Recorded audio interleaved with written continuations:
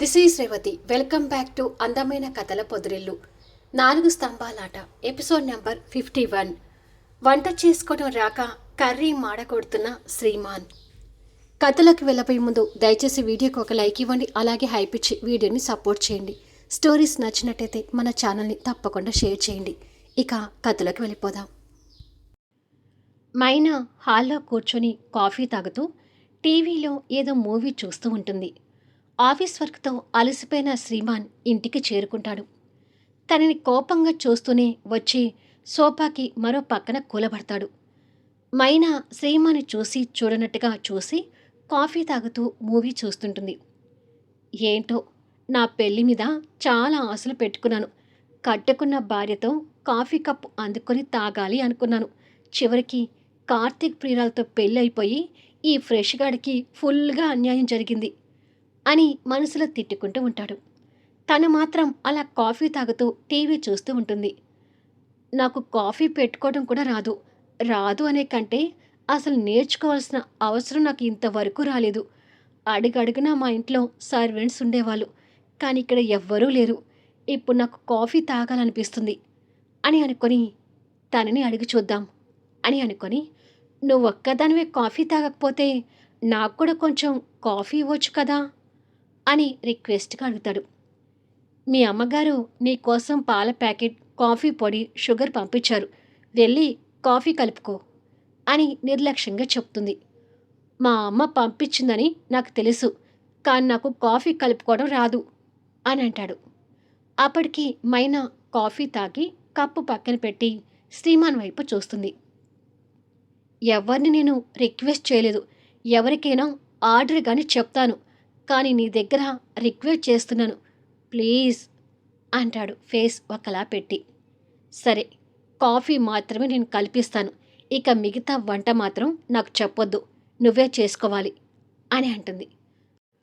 సరే, కొంచెం కాఫీ తాగితే రిలాక్స్ అవుతాను కదా, వంట ఏదో విధంగా నేను చేసుకుంటానులే అని అంటాడు.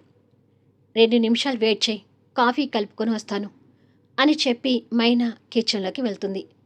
అమ్మయ్యా, ఈ కార్తీక్ ప్రియురాలు ఈరోజు కొంచెం మంచిదానిలాగానే కనిపిస్తుంది అని అనుకుంటాడు. కాసేపటికి మైనా కాఫీ కలుపుకొని వచ్చి తీసుకో అని అంటుంది. కాఫీ కప్ తీసుకొని సిప్ చేసి కాఫీ రుచిగా ఉండేసరికి థ్యాంక్ యూ అని అంటాడు. కానీ ఇదే అడ్వాంటేజ్గా తీసుకోకు. ఇవాళ ఒక్కరోజు నీకు కాఫీ కల్పించాను, రేపటి నుండి నీ వంటతో పాటు కాఫీ కూడా నువ్వే కలుపుకోవాలి అని చెప్పి రూమ్లోకి వెళ్ళిపోతుంది. ఏంటో నా కష్టాలు. వేలు వేలు పెట్టి మంచి మంచి రెస్టారెంట్లో తినేవాణ్ణి, ఇప్పుడు నేను వంట చేసుకోవాలి అని అనుకొని బాధపడతాడు. కార్తీక్ ముకుంద్కి చేసిన అగ్రిమెంట్ గురించి పేరెంట్స్కి చెప్తుంటాడు. పక్కన పల్లవి కూడా నిలబడి ఉంటుంది. మౌనిక మాత్రం ఇవేవి తనకు ఎందుకులే అన్నట్టుగా రూమ్లో కూర్చొని చదువుకుంటూ ఉంటుంది. కార్తీక్ చెప్పేది విని జయరాం గారు, జయంతి కూడా కంగారు పడుతుంటారు. వారంలో 2 కోట్లు అంటే ఎక్కడి నుండి తీసుకొస్తావు కార్తీక్ అని అడుగుతారు జయరాం గారు. వ్యాపారంలో సంపాదించిన డబ్బుతో నేను కూకట్పల్లిలో ఒక ల్యాండ్ కొన్నాను కదా, ఆ ల్యాండ్ మీద లోన్ తీసుకోవాలి అనుకుంటున్నాను నానా అని అంటాడు.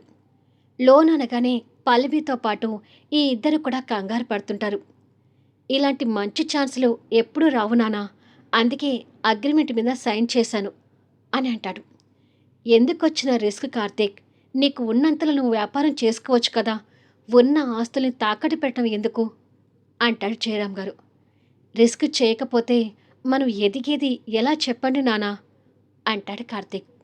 చూడు కార్తీక్, డబ్బు మీద ఆశ ఉండొచ్చు, కాదని చెప్పను, కానీ అత్యాశ ఉండకూడదు అంటాడు జయరాం గారు. అత్యాశని కాదు నానా, వాళ్ళ కంపెనీతో మన కంపెనీ టైఅప్ అయితే మన కంపెనీకి కూడా మంచి పేరు వస్తుంది, కాస్త అర్థం చేసుకోండి అని అంటాడు. సరే కార్తీక్, నీ ఇష్టం, నువ్వు కష్టపడి సంపాదించుకున్న ల్యాండ్ అది, వ్యాపారంలో వృద్ధి చెందాలని చూస్తున్నావు కాబట్టి నీ మాటని కాదనలేకపోతున్నాను అని అంటారు జయరాం గారు.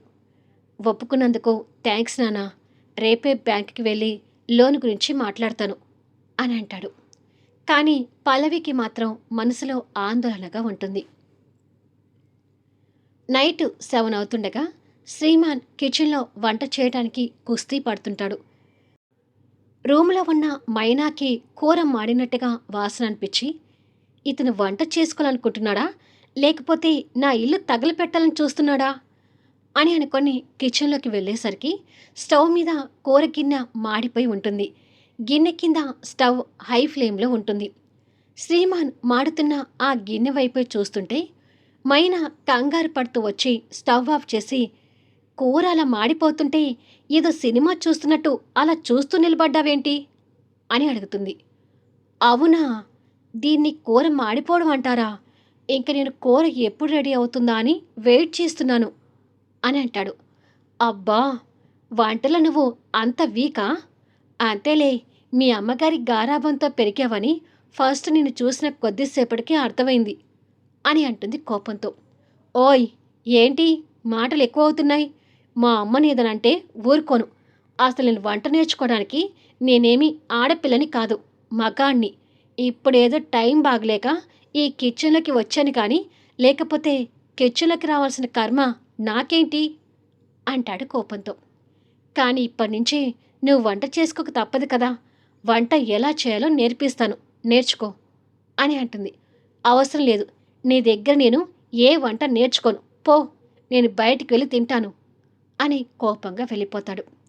ఈ పొగరికేం తక్కువ లేదు అని మైనా తిట్టుకుంటూ మాడిపోయిన గిన్నెను పక్కకు వేస్తుంది.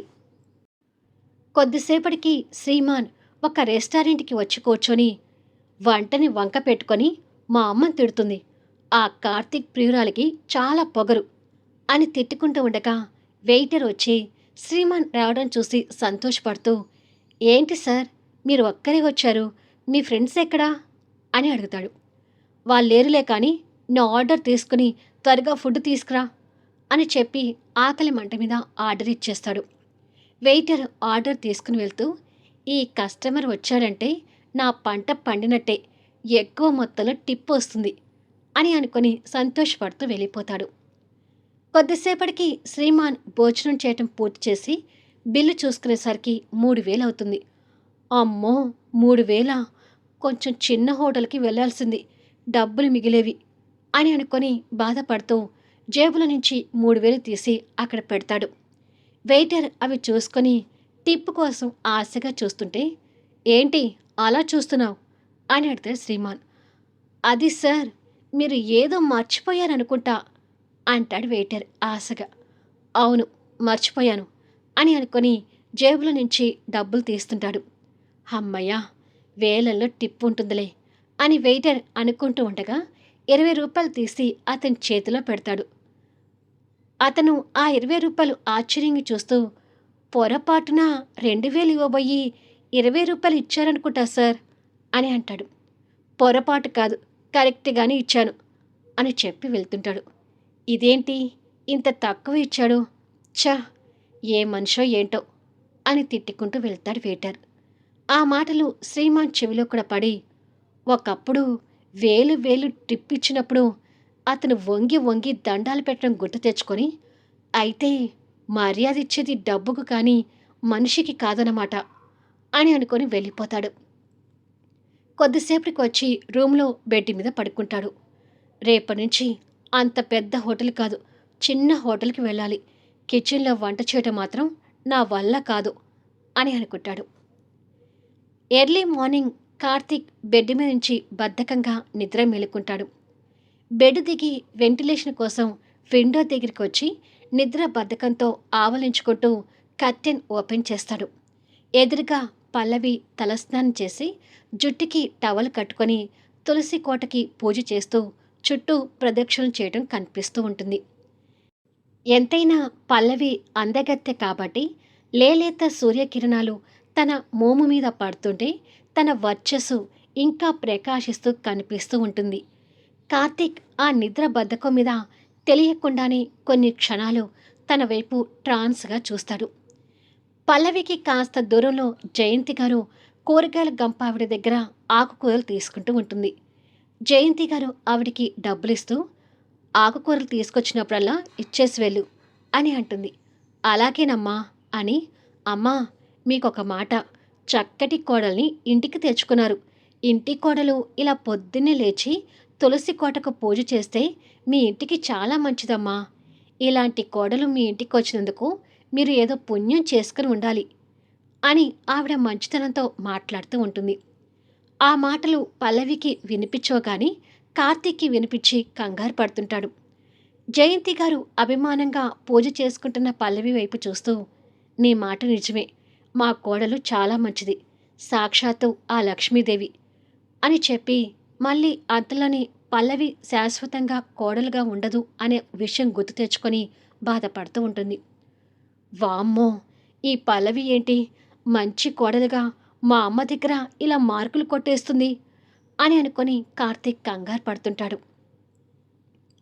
కొద్దిసేపటికి కార్తీక్ ఫ్రెష్ అయి హాల్లోకి వచ్చేసరికి పేపర్ చదువుతున్న జయరాం గారి దగ్గరికి పల్లవి కాఫీ కప్పుతో వచ్చి, కాఫీ తీసుకున్న అంకుల్ అని అంటుంది. జయరాం గారు కోడల్ని చిరునవ్వుతో చూస్తూ చేతిలో ఉన్న పేపర్ పక్కకు పెట్టి కాఫీ అందుకుంటాడు. పల్లవి కాఫీ ఇచ్చి అక్కడ ఉన్న పేపర్స్ సర్దుతూ ఉంటుంది. జయరాం గారు కాఫీ సిప్ చేసి, కాఫీ కలపడంలో నీ తర్వాత ఎవరైనా పల్లవి అంత బాగా కాఫీ కలుపుతావు అని అంటాడు. పల్లవి సమాధానంగా చిరునవ్వు నవ్వుతుంది. వాళ్ళ దగ్గరికి రాబోయిన కార్తీక్ ఆ మాటలు విని అక్కడే ఆగిపోతూ, ఇదేంటి మా నాన్న కూడా పల్లవిని అంతగా మెచ్చుకుంటున్నాడు. పల్లవి ఇంతకుముందు తులసి కోట దగ్గర పూజ చేసి మా అమ్మ దగ్గర మార్కులు కొట్టేసింది, ఇక్కడ కాఫీ పేరుతో మా నాన్న దగ్గర మార్కులు కొట్టేస్తుంది అని అనుకుని కంగారు పడుతుంటాడు. నా ఫ్రెండ్ జనార్దన్ వచ్చి నీ చేతి కాఫీ తాగి మీ కోడలు చేతి కాఫీ చాలా బాగుంది అని నాతో చెప్పి మెచ్చుకున్నాడు అని అంటాడు జయరాం గారు. వామ్మో వామ్మో, బయట వాళ్ళు కూడా పల్లవిని ఈ ఇంటి కోడలుగా మెచ్చుకుంటున్నారా అని అనుకొని వాపోతుంటాడు.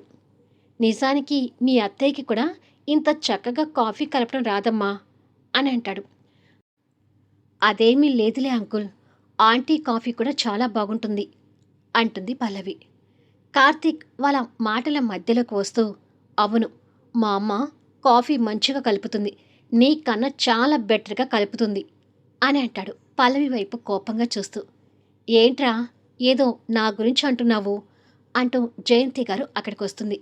నేననడం కాదమ్మా, నాన్న నీ కాఫీని వంక పెడుతున్నాడు, నీ కాఫీ కన్నా పల్లవి చేతి కాఫీ బాగుంటుందంట అని కావాలని తల్లికి తండ్రి మీద ఎక్కించినట్టుగా చెప్తాడు. అది నిజమేరా, పల్లవి నాకన్నా కాఫీ చాలా టేస్టీగా కలుపుతుంది, ఒక కాఫీయే కాదు వంటలు కూడా నాకన్నా బాగా చేస్తుంది అని అంటుంది జయంతి పల్లవి మీద అభిమానంతో నవ్వుతూ. అయ్యో, మా అమ్మ కూడా ఇలా మాట్లాడుతుందేంటి, అసలు అత్తలు ఎలా ఉంటారనేది మా అమ్మకి తెలుగు టీవీ సీరియల్స్ చూపిస్తే తెలుస్తుందేమో అని మనసులో అనుకుంటాడు. అదే సమయంలో మౌనిక చిరాగ్గా ఇల్లంతా వెతుకుతూ వచ్చి, ఉదయం నుంచి ఇల్లంతా వెతుకుతున్నాను, నా వాచ్ ఎక్కడ పెట్టానో దొరకట్లేదమ్మా అని అంటుంది. ఎక్కడ పెట్టావో బాగా గుర్తు తెచ్చుకోవే అంటుంది జయంతి.